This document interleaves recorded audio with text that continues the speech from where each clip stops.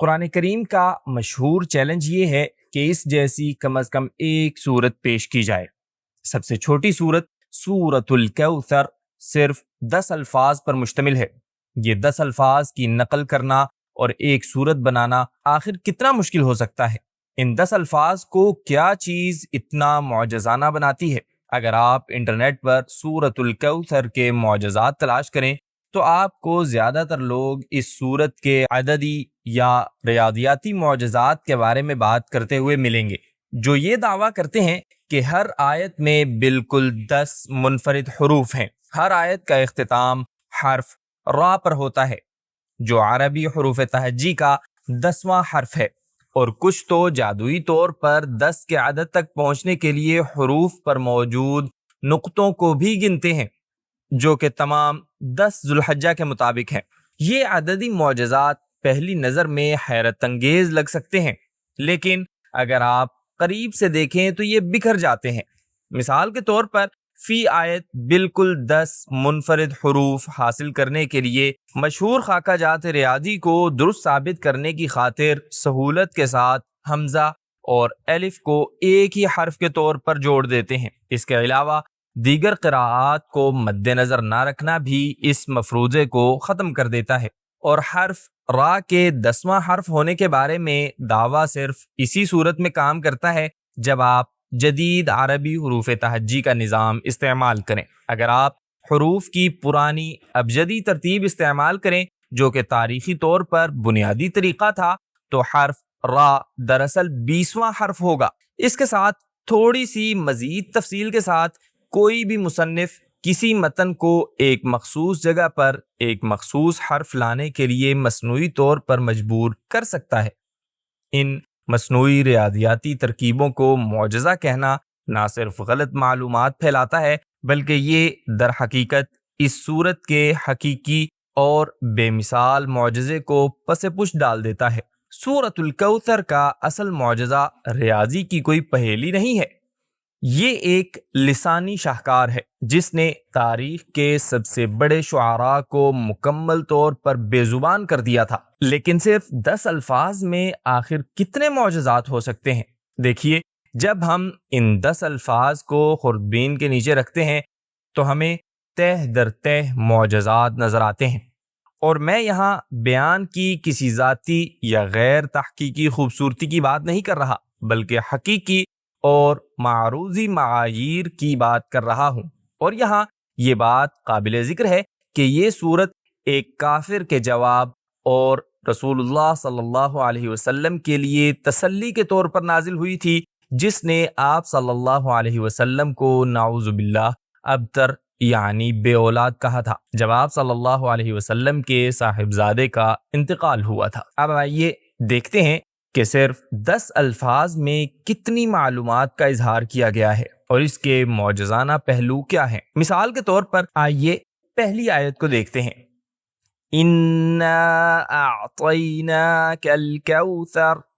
اللہ تعالیٰ نے اِنَّا سے شروعات فرمائی، جو کہ یقین اور بے شک ہونے کی تاکید کا حرف ہے، اور اس کے ساتھ جمع متکلم کا صیغہ جڑا ہوا ہے، جو اس کی عظیم الشان ذات کا اظہار کرتا ہے جہاں سے یہ کلام آ رہا ہے۔ آیت کا یہ آغاز نہ صرف کسی بھی تاکید کا اظہار کرتا ہے، بلکہ ایک ایسی تاکید ہے جو براہ راست اللہ تعالیٰ کی طرف سے آتی ہے، جو ہر چیز پر لامحدود قدرت رکھتا ہے، اور پھر اس کے فوراً بعد دینے یا عطا کرنے کے کسی بھی دوسرے فعل منح یا وہب کی بجائے لفظ اعطا کا استعمال کیا گیا۔ لیکن اس سے کتنا فرق پڑتا ہے؟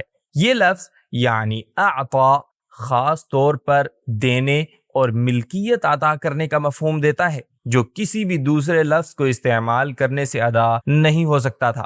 مزید برآں یہ فعل ماضی کے صیغے میں استعمال ہوا ہے، جس سے یہ ظاہر ہوتا ہے کہ یہ کام پہلے ہی ہو چکا ہے، جیسے کہ فرمایا جا رہا ہو کہ یہ پہلے ہی آپ کا ہے۔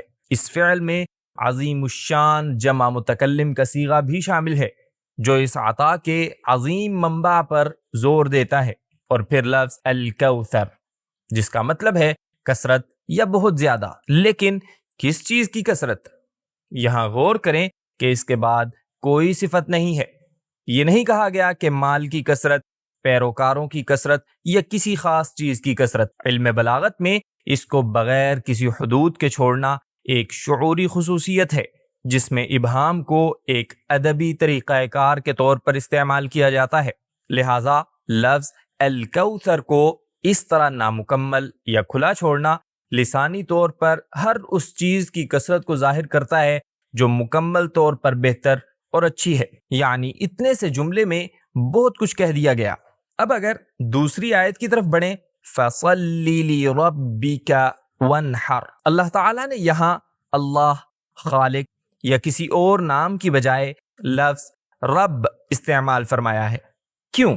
لفظ رب کا بنیادی مادہ آقا، نگہبان اور کسی چیز کو اس کے کمال تک پہنچانے والے کے معنی دیتا ہے، جو پھر آپ صلی اللہ علیہ وسلم کو تسلی دینے کے لیے مناسب معانی فراہم کرتا ہے، انہیں یہ بتاتے ہوئے کہ جو آپ کی شان کو بلند کرنے کی قدرت رکھتا ہے وہی آپ کو یہ کثرت عطا فرما رہا ہے۔ اس لفظ کو مثال کے طور پر لفظ اللہ سے بدلنا اس باریکی کا اظہار نہیں کر سکتا تھا۔ یہ لفظ حاضر کے صیغے کی طرف تبدیلی کو بھی ظاہر کرتا ہے۔ پس اپنے رب کے لیے نماز پڑھیے، اس تبدیلی کو عربی میں التفات کہتے ہیں، اور یہ فوری طور پر انداز گفتگو کو عظیم قدرت سے گہری اور ذاتی تسلی و محبت میں بدل دیتا ہے، جو کہ آپ صلی اللہ علیہ وسلم کی رسالت کے ایک مشکل ترین وقت میں حمایت و تسلی کے لیے عین مطلوب تھا۔ اور پھر آخری آیت ان شانئک هو الابتر، دوبارہ تاکید کے ساتھ شروعات کرتے ہوئے منفرد لفظ شانئک کا استعمال کیا گیا، جو صرف کسی بھی عام نفرت کو ظاہر نہیں کرتا، جیسے کہ یکرہ استعمال کرنا۔ لفظ شانئک خاص طور پر ایسی شدید نفرت کو ظاہر کرتا ہے جس میں بغض، دشمنی اور برائی ملی ہو۔ اور ایک آخری لفظ جو ایک پیشین گوئی کو ظاہر کرتا ہے کہ آپ صلی اللہ علیہ وسلم کے دشمن ہی وہ ہوں گے جو کاٹے جائیں گے، یعنی بے نام و نشاں رہ جائیں گے۔ آج کے دور میں دیکھیں، آپ صلی اللہ علیہ وسلم کے دشمنوں کو مکمل طور پر بھلا دیا گیا ہے، جبکہ آپ صلی اللہ علیہ وسلم انسانی تاریخ کے سب سے زیادہ تعریف کیے جانے والے انسان ہیں، نہ صرف مسلمانوں کی طرف سے بلکہ ہر ایک کی طرف سے، خواہ وہ مسلم ہو یا غیر مسلم۔ اذان کے دوران ہر ایک سیکنڈ میں عالمی سطح پر آپ صلی اللہ علیہ وسلم کا نام پکارا جاتا ہے۔ اس جرت مندانہ پیشین گوئی کو ایسے وقت میں کرنا جب آپ صلی اللہ علیہ وسلم سیاسی طور پر اور اپنی قوم میں بظاہر کمزور ترین موقع پر تھے، ناممکن اور بعید از قیاس لگتا تھا۔ آج دنیا میں سب سے زیادہ استعمال ہونے والا نام محمد صلی اللہ علیہ وسلم ہے۔ اور پھر اگر پوری سورت کو مجموعی طور پر دیکھا جائے تو ہم دیکھتے ہیں کہ اس سورت میں 4 ایسے منفرد الفاظ ہیں جو قرآن کریم میں 70,000 سے زائد الفاظ میں کہیں اور استعمال نہیں ہوئے۔ اس کے علاوہ 3 الفاظ کے آخر میں ضمیر مخاطب کا کی تکرار، اور اسے خاص طور پر آپ صلی اللہ علیہ وسلم کے لیے مخصوص کرنا، تاکہ اس مشکل وقت میں آپ صلی اللہ علیہ وسلم کو مضبوط اور مستحکم کیا جا سکے۔ نیز براہ راست آپ صلی اللہ علیہ وسلم سے گفتگو کرنے پر توجہ مرکوز کرنا اس حمایت کو اجاگر کرتا ہے جو آپ صلی اللہ علیہ وسلم کو اللہ تعالیٰ کی طرف سے مل رہی ہے۔ آپ یہ بھی دیکھ سکتے ہیں کہ ان تینوں آیات کا قافیہ ملتا ہے، لیکن یہ محض کوئی بناوٹ یا مصنوعی قافیہ نہیں ہے جو صرف اثر پیدا کرنے کے لیے منتخب کیا گیا ہو، بلکہ یہ اپنی اپنی آیت میں بالکل موزوں الفاظ کے ساتھ نہایت قدرتی طور پر آتا ہے۔ اور جب آپ سورت کو مجموعی طور پر سنتے ہیں تو آپ کو وہ خوبصورت قافیہ بغیر کسی بناوٹ کے سنائی دے گا۔ لہٰذا ان نکات کا ذکر کرنا صرف سطح کو کریدنے کے مترادف ہے۔ اور یاد رکھیے، آپ جتنا گہرا جائیں گے آپ کو معلوم ہوگا کہ یہاں اور بھی بہت کچھ ہے۔ صرف 10 الفاظ میں یہ اتنا ہی زیادہ متاثر کن ہو جائے گا، اور آپ سمجھ سکیں گے کہ صرف 10 الفاظ میں یہ اتنا زیادہ متاثر کن ہو سکتا ہے۔ تو اگر آپ واقعی اس صورت کے چیلنج کی خاکہ نگاری کر رہے ہیں تو ہم عربی حروف تہجی میں حرف را کی ترتیب کے بارے میں بات نہیں کر رہے، بلکہ یہ کچھ ان خطوط پر ہوگا: اسے بالکل 10 الفاظ یا لغوی اکائیوں پر مشتمل ہونا چاہیے اور ان 10 الفاظ کو بالکل 3 سطروں یا آیات میں ترتیب دیا جانا چاہیے۔ اس میں 4 ایسے مکمل طور پر منفرد الفاظ شامل ہوں جو 70,000 الفاظ کی اس پوری کتاب میں کہیں اور استعمال نہ ہوئے ہوں، جس کا یہ حصہ ہے۔ اس میں کم از کم 27 الگ الگ بلاغتی اور ادبی خصوصیات شامل ہوں۔ اس بات کو یقینی بنائیں کہ ان تینوں سطروں میں سے ہر ایک کا اختتام ایک قدرتی اور بے ساختہ قافیے پر ہو۔ ان تینوں ہم قافیہ الفاظ کو پوری کتاب میں دوبارہ کبھی استعمال نہیں ہونا چاہیے، اور اس میں ایک ایسی پیشین گوئی بھی شامل ہونی چاہیے جو آج کے دن تک لازوال، معنی خیز اور قابل اطلاق رہے۔ متن کو حقیقی زندگی کے حالات کے غیر منصوبہ بند سیٹ کے ایک گہرے جواب کے طور پر کام کرنا چاہیے۔ اسے 70,000 سے زائد الفاظ کی کتاب کے اس وسیع تر موضوع سے بغیر کسی جوڑ کے مربوط ہونا چاہیے جس کا یہ ایک حصہ ہے۔ اسے اپنے سے بالکل پہلے آنے والی سورت کے معانی کا جامع اور بلیغ انداز میں عکس ہونا چاہیے۔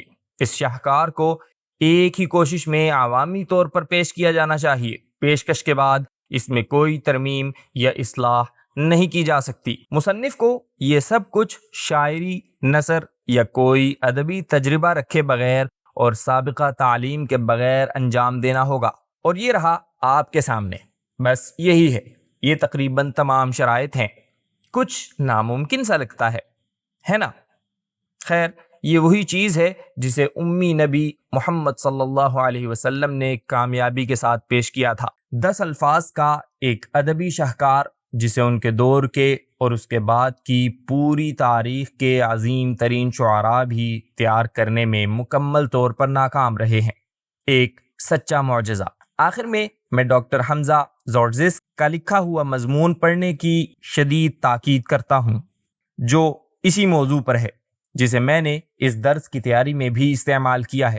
میں اس کا لنک ڈسکرپشن میں چھوڑ دوں گا، لہٰذا اسے ضرور دیکھیں۔ دیکھنے کا شکریہ۔ اگر آپ عربی میں قرآن سیکھنا چاہتے ہیں یا اس کی تجوید کو صحیح طریقے سے سیکھنا چاہتے ہیں تو ویڈیو کورسز کے لنکس ڈسکرپشن میں موجود ہیں۔ ہمارے سوشل میڈیا چینلز کو فالو کرنا نہ بھولیں، اور انشاءاللہ ملاقات ہوگی اگلی ویڈیو میں۔